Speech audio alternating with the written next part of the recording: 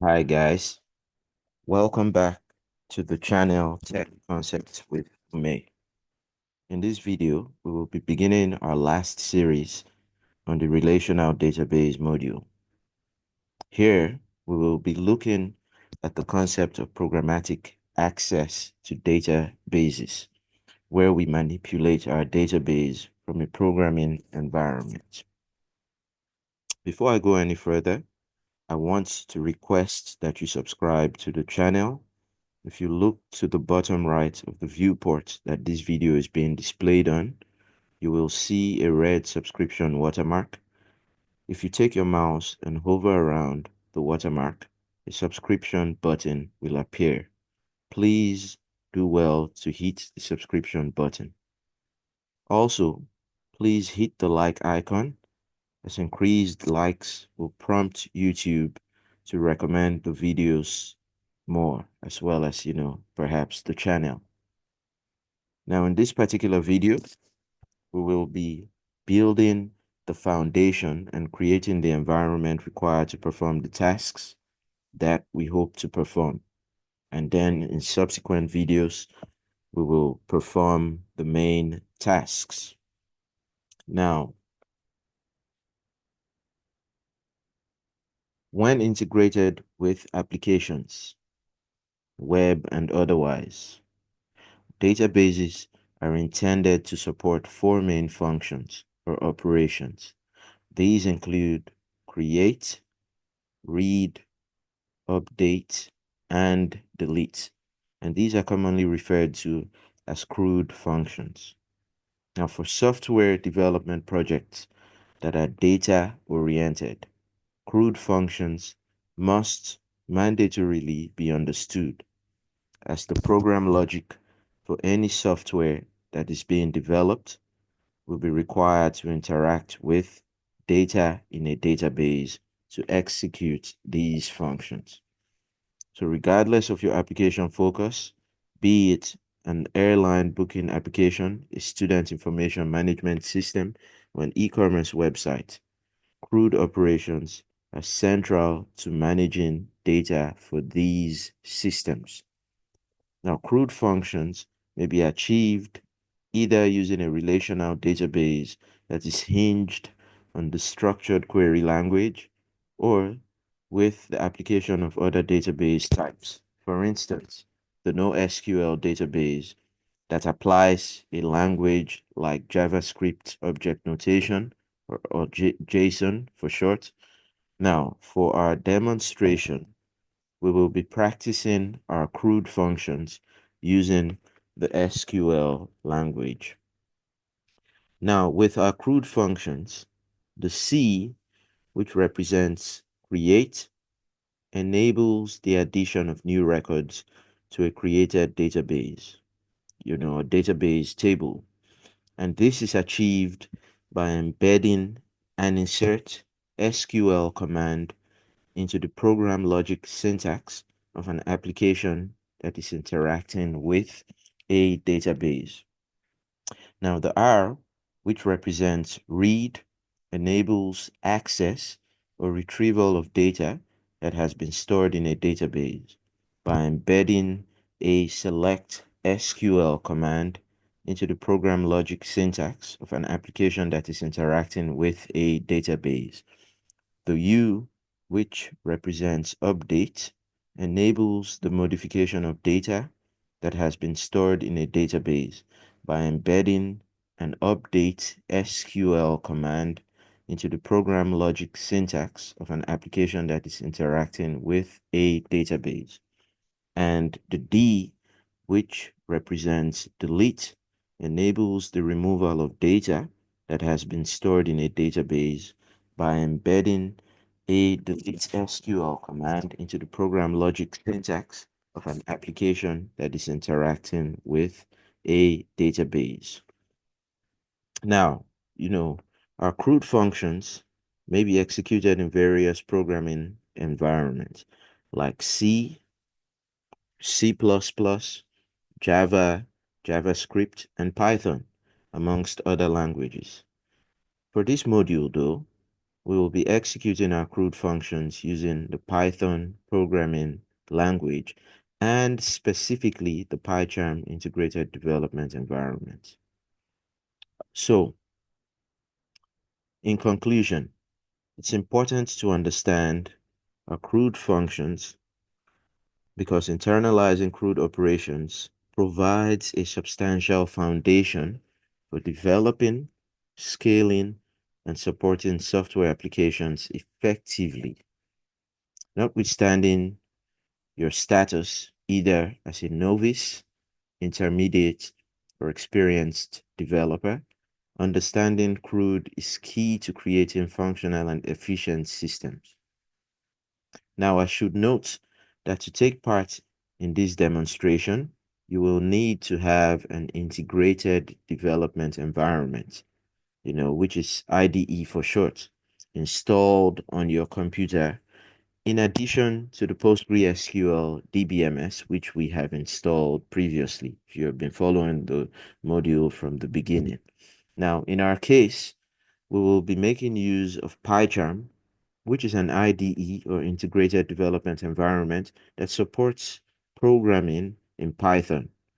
You may use another IDE of your choice, like Visual Studio Code or Atom.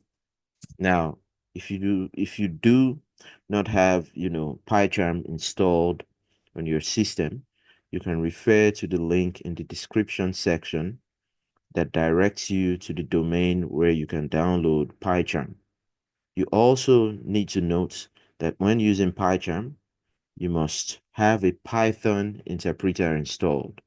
You can have this done by installing the latest version of Python on your system. Now, a link is also placed in the description section to direct you to a domain that allows you to download a python.exe installer file. Um, Now, considering that I have, done all of these things, I have PyCharm, I have the Python interpreter installed, I will proceed to open my PyCharm integrated development environment. And once opened, um, there's an important action that we must, carry out before we begin writing our syntax. Okay, so I'm going to open up my PyCharm environment. Okay, and this is what it looks like, the PyCharm environment. Um, I've been working in there. So if you're new, you obviously, or you will see an icon that reads create new project, and you will click on that. All right. Okay. Now, the first thing we're supposed to do is install a driver. I already have the driver installed, driver or adapter that enables us to interact with our PostgreSQL, DBMS. Okay. So to install the driver, we're going to come up here, okay, to that icon, click on that and select settings. Select settings. Now, once settings is selected, I want you to select the Python interpreter. All right. And it will open up this window. Right. Now, what we want to install is the scikub 2, um, as well as the scikub 2 binary for newer versions. Okay. Um, Newer versions of Python and PyCharm that would like to, be integrated with or communicate with a database, specifically the PostgreSQL database. Okay, so once you have your Python interpreter window opened, okay, you're supposed to select the plus, icon over here on top. Select the plus icon. And then in this search box, you're supposed to type out scikub, so PSYCOPG2. Okay, and you will see the listing there. Once you see the listing, click on that listing and click on the install package. I'm not going to do that because I have done that already. Once you click on the install package, all right, it's going to get scikub 2 installed. I want you to do that for the binary as well, okay, just in case you're using a newer version of PyCharm. as well as, Python. You were using the newer versions. So click on cycle pg2 binary and do the same thing, install package. Once both of these are installed, you can then close, that. You can then close that. All right. And you should see those in this package listing. Okay. You should see those in this package listing. Now, once that's done, you can click OK. Right. Okay. So once our binary and, our cycle2 um, driver or adapter is installed, okay, we're going to come back to our tree option here, okay, and we are going to create a new .py file. We're going to create a new .py file. Okay, so here I'm going to come to the main.py listing here, and then I am going to right click on that, and I am going to select new. All right, and this should bring up more options, and I'm going to select Python file. All right, now we're going to create a new Python file. We're going to call that CRUD, okay, representing our CRUD functions. So CRUD.py. Once we have that created, sorry, just give me a second. Okay, so let's do that again. CRUD.py and hit the enter button, okay, or key on your keyboard. All right, and you will see that we have our CRUD.py, created.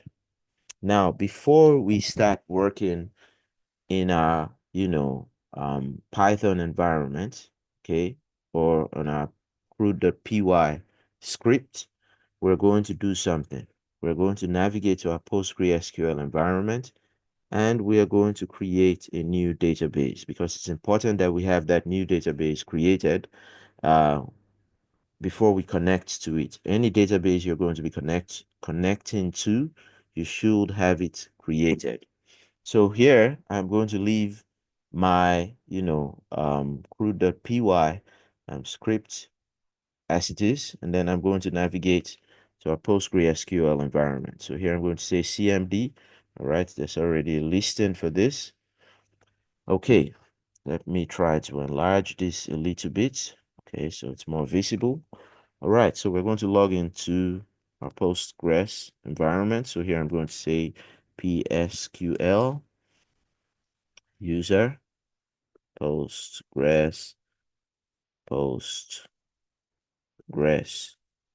Okay, prompts me for my password, and I am going to enter my password. Great, and we're logged in. Now we're going to create, a database, and we're going to call that test.py. Okay, so I'm going to say create database, okay, test underscore py, test underscore py. Going to end with my semicolon. All right, and we have that database created because you see the output create database. Now I think we're going to connect to that database because I want to illustrate something very quickly. So I'm going to say \c or \connect, and then connect test underscore py. All right. And it says you are now connected to database test underscore py as user Postgres. Okay. Now I'm going to do something else. We're going to do a select command. So say select all from student. The reason we're doing this is we want to create a student table, okay, in our py script and have it reflect here in our PostgreSQL, environment. Okay, so I just want to demonstrate the fact that we do not have a student table created. We just created this database as such. We do not have any tables in it. So if I say select all from student, I shouldn't get any response or any favorable response because I haven't created any table here. So I'm going to end with the semicolon. Okay, and we get the output that reads relation or table student does not exist. I just wanted us to demonstrate that before we go ahead to our code. Okay, so that table does not exist. So we're going to go back to our PyCharm environment now, and then we are going to start executing our code. So we'll begin by importing the driver or adapter that will help us out. So here I'm going to say import scicub2. Okay. Now, this piece of code, import scicub2, imports the driver or adapter that implements the protocol for the connection. And it is essential for me to state that, you know, every script you begin with respect to wanting to connect to a database, should begin with that statement, import scicub2. Now, whether or not you're using the scicub2 or the scicub2 binary, you're going to say import scicub2. So you don't write the binary there, even if it's the binary that you will be using. Okay, so import scicub2, which will import the driver, okay, that we'll be using to connect with our database, PostgreSQL in this instance. Okay, the next piece of code we're going to write is this connect, okay, which is a variable. Open that. Scicub pg2 dot connect. Okay. Open parenthesis. Database. Okay. Which is what we just created now. Our database is test underscore py. Okay. Okay, we're going to have that in quotes. Test underscore py. I'm going to explain this shortly. Okay, we're going to have a comma there, user, and our user is Postgres. Again, we're going to have that in parentheses and quotes. Okay, Postgres.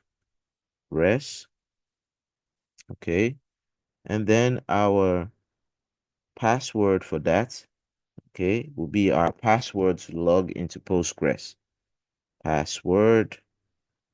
My password is 1234. Okay, yours may differ. Okay, so whatever password you use for Postgres is what you will be using. Then we're going to have the host name. So we're going to say host, and our host is localhost. So we'll be using the IP address for localhost, which is 127.0.0.1. So our host will be localhost 127.0.0.1. Okay. And then our port for listening, okay, port is going to be 5432, which is the port number for Postgres. So we're going to say 5432. Okay, 5432. And we're going to have that closed. So we're going to have our parentheses closed. Now, this second line of code is called a parameter definition. So what we just finished working with now is called a parameter definition. Some people refer to it as a connection string or URL. And what it does is it will open a connection to the database that we hope to connect to, which is test underscore py, which we just created. Okay, in this case. Now, if a connection is opened successfully, it will create what you call a connection object.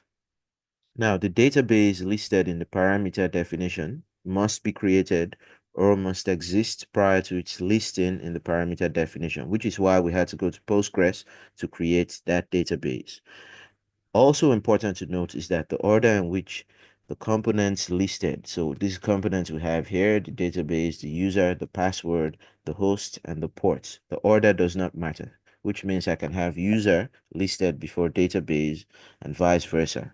Okay, now once we have done that, we're supposed to have a connection object opened up if, it's successful, if our parameter definition, connects successfully. All right. Then we're going to type the following on the next line. Print. This is an optional print statement using the print function. So I'm going to say print. Let's just say connection. Okay. Connection successfully opened. Okay, connection successfully opened. All right, so we insert an optional print statement here using the print function, and the text which is placed, in the parenthesis, which is connection successfully opened. All right. Um, okay, is displayed during code runtime. Okay, so when we have our code runtime, so when we're running the code, that piece of text will be displayed. All right, and this will provide an indication that the connection was successfully opened. All right, then the next thing we're going to type is the create to help us create a cursor. So here I'm going to say cursor. Okay, cursor equals to, we're going to use our connection object here, con dot cursor, con dot cursor, and then I'm going to open and close parentheses. All right, so we're creating a cursor using the cursor method. Okay, the cursor is used throughout the database's connection, okay, with our Python syntax, and it is used for the traversal or checking of records in the database. Now, the cursor created is assigned to a variable, in this instance, assigned to a variable called cursor, okay, which we have here, assigned to that variable called cursor, okay. And like I indicated, the cursor created is made up of the connection object and the cursor method, okay. Then next thing we're going to type is a, a statement that will help us to execute, our SQL command. Okay. So here we're going to use our cursor, which we just created. Cursor. Okay. Cursor equals to, cursor dot execute. Cursor dot execute, or what you may call the execute method, but using the cursor. Okay. And in the parenthesis, which we have, next to our execute method, we are going to write our SQL statement in there. So here I am going to say create table, because what we want to do is create a table called student. I want to create a table called student. So I'm going to say create table student. Okay. And then we're going to start defining our attributes. So then I'm going to open parentheses again, create table student, just like we would have done in the PostgreSQL environment. So say student ID, which is our first attribute. And we're going to say that's an integer, okay? And we can also say that's the primary key. Let's say that's the primary key. And then we can add not null and any other, statements which we want to add to that. But we're going to leave it as such. We're just going to create a very simple table for our demonstration's sake. So next we're going to say have name. Okay, name, which we can use character variant or character as data types. Okay, so here I'm going to say character. Okay, sorry, character. No, still not right. Okay, so character and the length will be, say, 30. Okay, we can have it as such. And then we can say age. Age, which is also an integer. All right, and we can have that just the way it is. Okay, I'm going to end with my semicolon outside of that. All right, I'm going to um, you know, take that.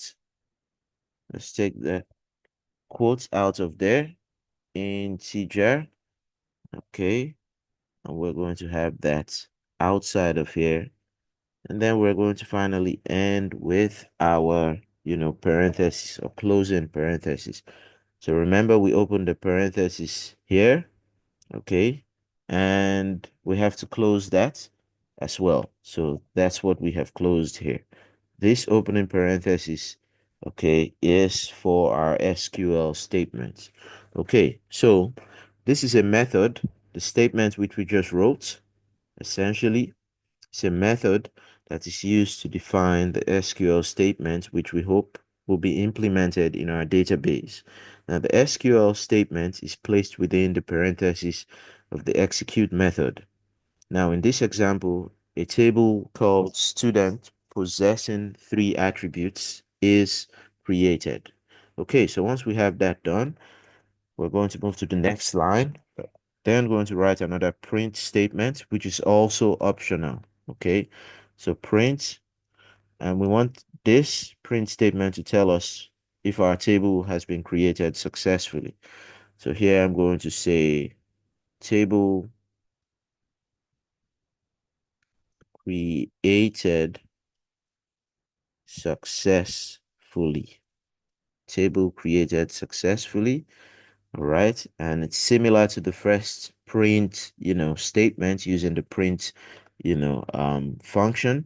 So here, um, if a table is created successfully, that, piece of code within parentheses, inside single quotes or inside double quotes will be displayed.